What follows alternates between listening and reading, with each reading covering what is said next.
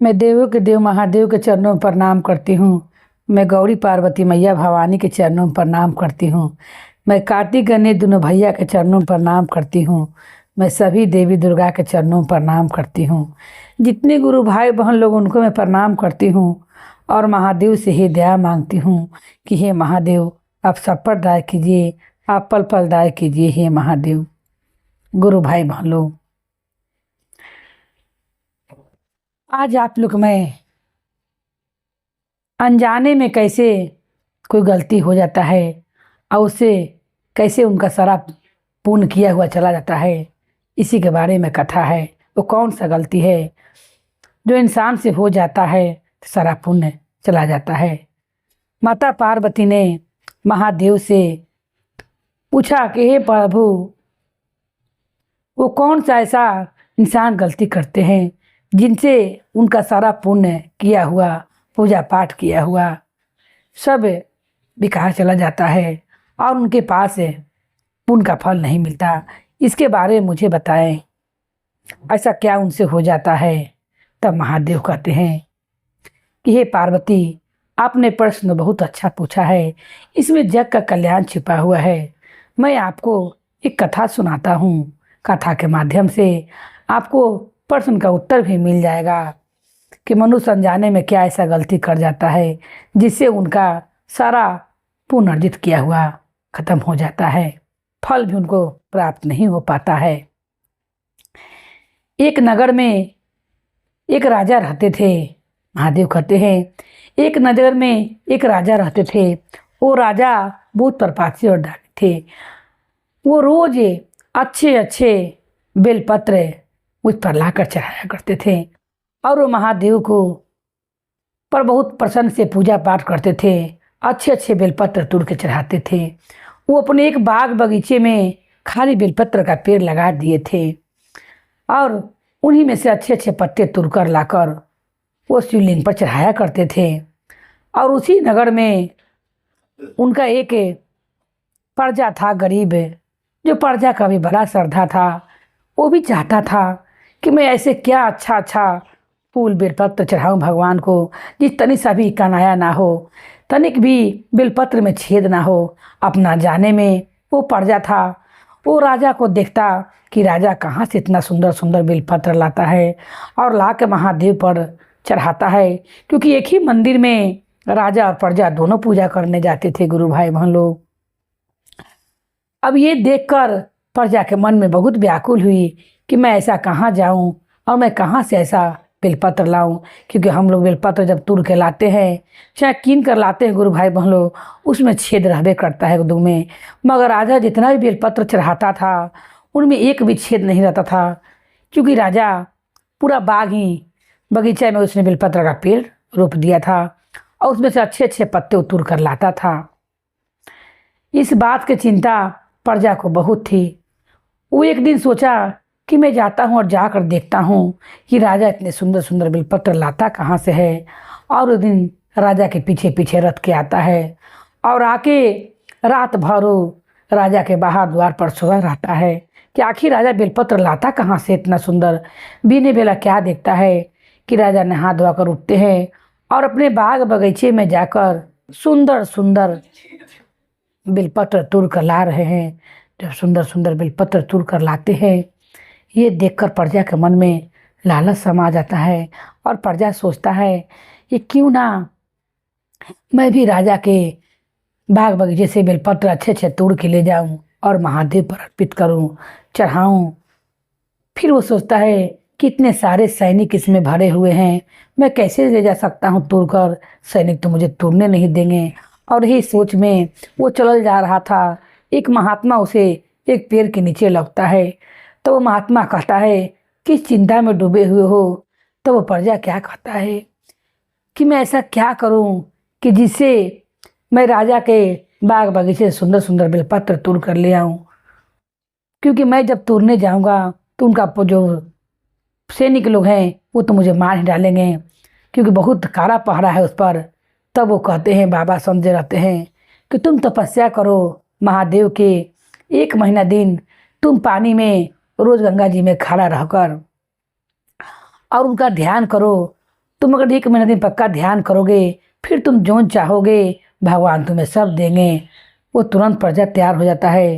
रोज सूर्योदय से उठकर वो दिन भर जाकर गंगा जी में खड़ा रहता और नमः शिवाय का जाप करता। फिर रात के उसमें से निकल कर चला आता। ऐसे करते करते 1 महीना तक उस गंगा जल में वो जाकर गंगा जी में खड़ा रहता और नमः शिवाय का वो जाप करता। ऐसे करते करते वो जो चाहता था उसे प्राप्त हो जाता है।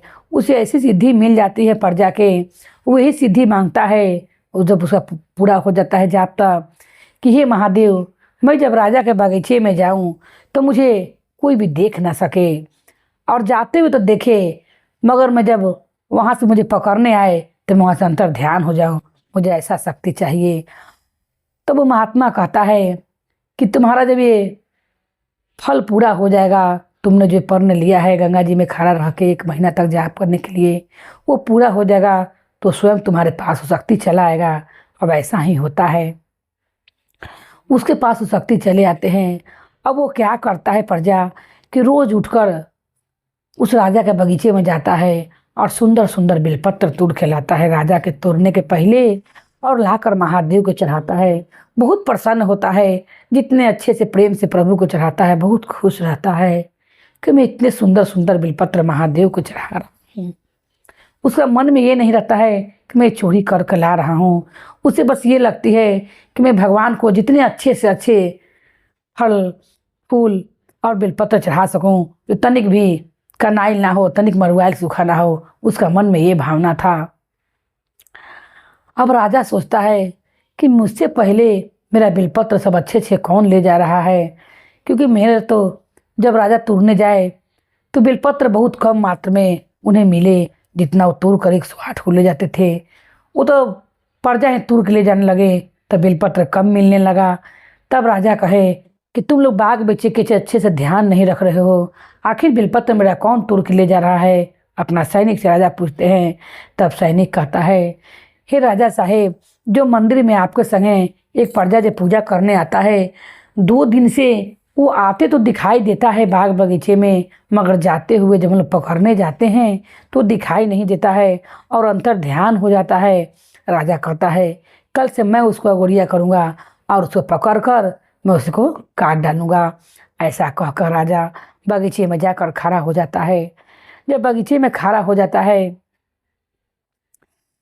तब क्या देखता है, उधर से वो प्रजा चला आ रहा है, आते हुए लगता है। जब राजा उसे पकड़ने जाते हैं, वो बेलपत्र तोड़कर अंतर ध्यान हो जाता है। राजा को रात भर नींद नहीं आता है कि उसने ऐसा क्या अर्जित कर लिया है। कुछ दिखाई तो देता है, मगर पकड़ने के समय अंतर ध्यान हो जाता है। राजा अपने महात्मा के पास जाते हैं और जाकर अपने महात्मा से कहते हैं कि मुझ पर बहुत भारी समस्या आ गई है। उनका महात्मा जो रहते हैं वो कहते हैं कि बताइए राजन, ऐसा क्या हो गया है। तब राजा कहते हैं कि ऐसा हुआ है कि एक प्रजा है जो मैं बेलपत्र तोड़ के चढ़ाता था, अब वो चोरी करने लगा है और वो चुरा कर लेकर चला जाता है। जब मैं उसे पकड़ने जाता हूँ तो अंतर ध्यान हो जाता है, वो पकड़ में नहीं आता है। ऐसा मैं क्या करूँ।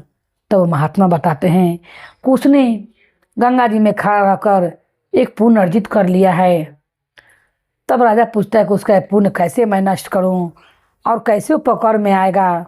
तो महात्मा कहते हैं कि कोई अगर ज़्यादा पुण्य कर लेता है तो उनका पुण्य कैसे नष्ट होता है। आप ऐसा कीजिए कि जो भगवान पर बेलपत्र चढ़ते हैं वो सारा बेलपत्र उठा कर ले आइए और ले आकर अपने बाग बगीचे में छीट दीजिए। जब वो प्रजा उसे कचारते हुए और पैर तक छूते हुए आएगा, जितना पुण्य उसने अर्जित कर रखा है सारा पुण्य उसका नष्ट हो जाएगा। ये सुनकर राजा कहता है कि ठीक है, और महादेव पर जितने बेलपत्र चढ़ रहते हैं गुरु भाई बहन लोग, वो सब उठा कर ले आते हैं और ले आकर उस बाग बगीचे में बिछाते हैं। इधर प्रजा रहता है, रोज रोज राजा के बगीचे में जाकर तो परख गया था, चोरी कर कर लाता था और महादेव पर चढ़ाता था। अब वो पूरा भाव से अपना जाते रहता है, सोचता है कि मैं तो किसी के पकड़ में आऊँगा नहीं। वो ये भी नहीं देखता कि महादेव को चढ़ाया हुआ बेलपत्र में रास्ते में बिछा हुआ है। वो शान से अपनी बेलपत्र तोड़ने के लिए दिखा कर चला जा रहा था और राजा उसके पीछे पीछे जा रहे थे। अब वो सोचता है कि मैं बेलपत्र तोड़ कर अंतर ध्यान हो जाऊंगा, मगर ये कहाँ जानता है प्रजा कि भगवान का कोई भी चीज़ लात अगर लग जाए गुरु भाई बहन लोग, तो सारा पुण्य किया हुआ अर्जित जो रहता है पूजा पाठ का सारा फल कम हो जाता है। अब वो मगन में होकर और बेलपत्र तोड़ते रहता है। राजा उसके पास चले आते हैं। अब वही मंत्र वो बोलने लगता है राजा के पास में देखकर कि फिर मैं अंतर ध्यान हो जाऊंगा, मगर वो नहीं हो पाता है।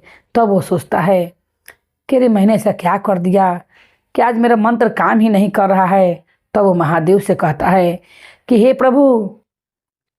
राजा उसको पकड़ने आते हैं और पकड़ कर उसको गला पर तलवार भिड़ाते हैं। तब वो कहता है कि हे महादेव, मैंने मन ही मन कि हे महादेव, मैंने ऐसे क्या गलती कर दिया। मैंने आपसे एक पुण्य अर्जित किया था जो पढ़ते ही मंत्र में कहूँ भी अंतर ध्यान हो जाता था। ये चोरी भी मैंने आपके लिए की थी, क्योंकि मुझे आप पर अच्छा अच्छा बेलपत्र चढ़ाना था। मुझे 6 वाले बेलपत्र आप पर नहीं चढ़ाना था। हे प्रभु, मुझसे अनजाने में ऐसा क्या गलती हो गया है जिसके कारण मेरा आज मंत्र काम नहीं कर रहा है। और इतना दिन तो मैं जब भी चाहता था अपने से अंतर ध्यान हो जाता था, मगर आज तो नहीं हो पा रहा हूँ। लगता है कि आज मेरा सर उतर ही जाएगा। हे प्रभु, ये राज मैं जान भी ना पाऊँगा कैसा मुझसे क्या गलती हुआ है।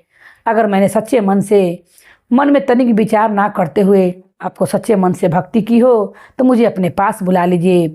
जैसे वो अपना आंख बंद कर कर महादेव से विनती करता है, वहाँ से तुरंत वो अंतर ध्यान हो जाता है। प्रभु को याद करते ही सीधे महादेव के चरण में जाकर पहुँच जाता है। अब राजा सोचता है कि यही पर था, कहाँ चला गया। फिर राजा दुखी मन से अपने घर को चला जाता है। उधर वो प्रजा महादेव के चरण पहुँच कर पूछता है कि हे प्रभु, सबसे पहले मुझे ये बताइए, मेरे प्राण बचाने के लिए आपको लाखों लाखों धन्यवाद है।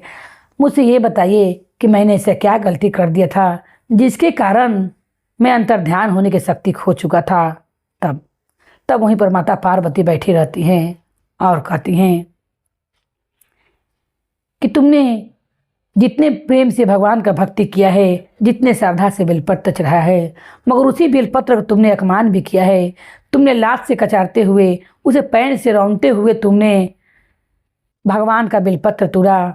इसलिए तुम्हारा सारा पुण्य अर्जित किया हुआ सब नष्ट हो गया है। तुम्हारे पास तनिक भी पुण्य नहीं बचा है। तब वो जो प्रजा रहता है प्रभु से कहता है कि मुझसे अनजाने में हो गई। मैं इतना मगन में था बेलपत्र तोड़ने के लिए कि मैंने रास्ते में जो राजा मेरे लिए मार्ग में बिछाया था बेलपत्र आप पर से उठा कर लाकर, मैंने उसे देखा नहीं और पैर से लगाते हुए चला गया। आज से मैं ऐसा गलती कभी नहीं करूँगा हे प्रभु। और फिर से मैं जाकर 1 महीना गंगा जी में रहकर 1 महीना उसी मंत्र का जाप करूँगा, नमः शिवाय का, और फिर से मैं ये फल अर्जित करूँगा। और वहाँ से कह कर वो प्रभु लगे से क्षमा मांग कर प्रभु को नमन कर कर वहाँ से फिर आ करो गंगा जी में, और उसी महीना फिर अर्जित करता है पुण्य अपना, और सब दिन के लिए वो पुण्य अपना पास रख लेता है। तब इधर राजा जाकर महात्मा से कहते हैं कि हे महात्मा जी, जब ने मैंने उसे मारना चाहा वो फिर से अंतर ध्यान हो गया। तब महात्मा कहते हैं वो सीधे महादेव के पास पहुंच गया, क्योंकि उसे अपना गलती जानना था। इसलिए प्रभु ने उसे अपने पास बुलाकर उसको गलती का एहसास कराया और बताया कि तुमने बेलपत्र को लात से रोंगते हुए बेलपत्र तोड़ा है और पैर से उसे कचारा है, इसी कारण तुम्हारा सारा पुण्य नष्ट हो गया है। तब महादेव कहते हैं माता पार्वती से कि हे पार्वती, आपका प्रश्न का उत्तर मिल गया होगा। कोई भी भक्त अगर पूजा पाठ करता है और अपने सच्चे मन हृदय से पूजा पाठ करता है, और कोई भी फूल पत्ती गिरा रहता है, बेलपत्र हो, भगवान का कोई भी सामान हो, अगर वो पैर से ठेकता है और उसे उठाता नहीं है और उसे देख कर भी अनदेखा करता है, अपने पैर से उसे कचार देता है या उस पर पैर रखता है, उसी समय उसका पुण्य खत्म हो जाता है। तब माता पार्वती ने कहती हैं कि हे प्रभु, आपका कथन में जग कल्याण का उद्धार छिपा रहता है। ते गुरु भाई बहन लोग, आप लोग से ही कहना है कि पूजा पाठ कीजिए, और घर में फूल पत्ती गिरा हो या कोई भगवान का कपड़ा या कोई चीज़ गिर जाए, उनमें पैर ना लगाएं और उन्हें देख कर अनदेखा ना करें, क्योंकि उस समय सारा पुण्य आदमी का ख़त्म हो जाता है। जानबूझकर भी ऐसा अनदेखा नहीं करना चाहिए। अगर अनजाने में भी हो जाए तो भगवान से क्षमा मांग लेनी चाहिए। कितने में देख कर भी सोचते हैं वो तो पूजा हो ही गया है, लग गया तो लग गया गोड़ में। मंदिर में अगर भी जाएं तो इस बात का ध्यान रखें, क्योंकि मंदिर में ढेर सारे बेलपत्र फूल पत्ती गिरे रहते हैं, उन्हें बचाकर आगे बढ़ें। या आगे आपके मार्ग में आगे हैं तो उन्हें उठाकर साइड कर दीजिए, मगर में लात ना लगाइए। बोलिए हर हर महादेव की जय, गौरी पार्वती मैया भवानी की जय, भैरो भैया की जय, हर हर महादेव की जय।